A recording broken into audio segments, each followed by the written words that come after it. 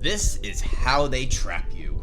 Now that we understand how fake loyalty can sneak into our lives, let's talk about one of its most dangerous tools, isolation. Isolation is powerful because it cuts you off from your lifelines, your other friends, your supporters, even your sense of reality sometimes. When you're isolated, you have no one else to compare notes with. There is no one around you to say, that's a weird thing for her to say. And also, yeah, you're not crazy for thinking that about her. That isolation, it makes you way easier to manipulate, whether it's in friendships, business deals, or really any relationship for that matter. Now let's break down how isolation actually works, because it's not always loud and obvious, which I would prefer if it was. That would make life so much simpler if it was obvious.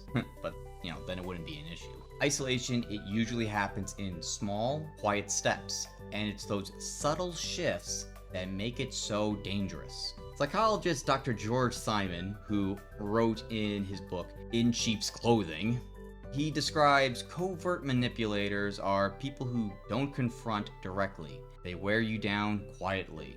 Isolation, he says, is the hallmark of covert aggression. And this is exactly how it plays out. Step 1. Emotional exclusivity. You start hearing things like, only I understand you, or you don't need anyone else, we've got your back. This kind of thing, it feels good, but it is quietly separating you from others. Step 2. Undermining your connections. The people you trust, friends, colleagues, collaborators, they suddenly become a problem.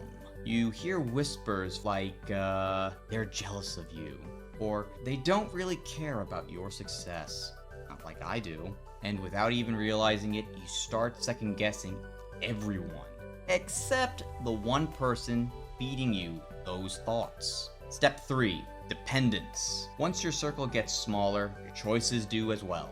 You're left with only one support system and one version of the truth. And now the manipulators don't have to shout to control you. They've already rewritten your world, gently, consistently, and quietly. And the best part, or worst part, you don't even know they're doing it. This is why psychological isolation is so effective. It's not built on panic. It's built on patterns. And unfortunately, it's a pattern we've seen play out recently in the creator space. In a situation that involves an artist, client, and a whole network of other VTubers. Let's walk through what all this looks like in a real-world case. This is where we're going to talk a bit more directly about the Cinder situation. Because this controversy, it wasn't just a one-time argument or some creators having drama. What actually unfolded matches almost exactly the pattern of fake loyalty and isolation that we've been talking about. So, here's what happened, from what I know. According to a detailed statement released by the model artist Nanolis, Cinder, along with her then manager and secret boyfriend, Redacted, or Red, allegedly created a blacklist of other VTubers. Names on that list included Bao, Shy Lily, Silvervale, and Spite. These are VTubers who were supposedly off limits for Nanolis to work with. And instead of offering fair compensation for exclusivity, Cinder and Red told her something like, if you don't work with them, we'll make sure you always have work with Cinder. And really, that's not a deal. That's control.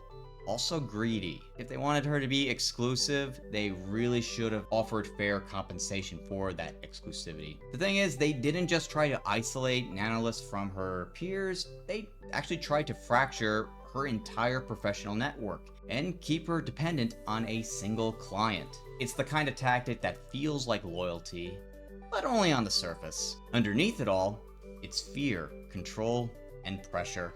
Now, worst of all, other VTubers didn't even know they were being blacklisted. They just started noticing missed commissions, some broken collaborations, without really knowing why. Because, in my opinion, fake loyalty doesn't just isolate you, it isolates everyone around you too. If we don't name it, call it what it is, we can't break it. And that's true for any problem.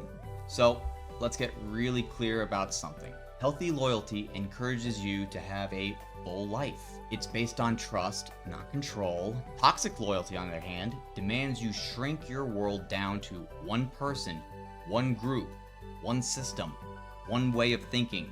And real friends, they don't make you feel smaller. Real friends make your world bigger. They expand your horizon, introducing you to new ideas. And when someone tries to shrink your world down to just them, I gotta tell you, that does not sound like love. That does not sound like loyalty. That sounds like a trap. In the words of Admiral Akbar, It's a trap! Truer words were never spoken. I would follow that man through all of outer space and back I would. If you found this helpful, like and subscribe. The doctor is out.